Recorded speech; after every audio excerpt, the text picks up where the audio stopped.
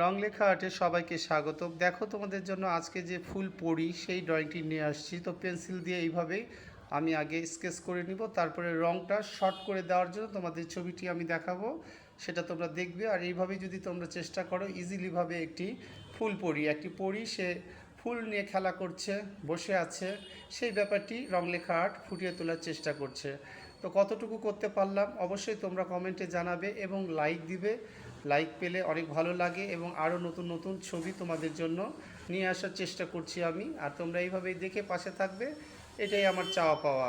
এইভাবেই step by step ধরে ধরে তোমরা ড্রয়িং করবে। আশা করি তোমরা একটি সুন্দর পরি এবং যে ফুলগুলো নিয়ে খেলছে সেই ব্যাপারটি তোমরাও করতে পারবে।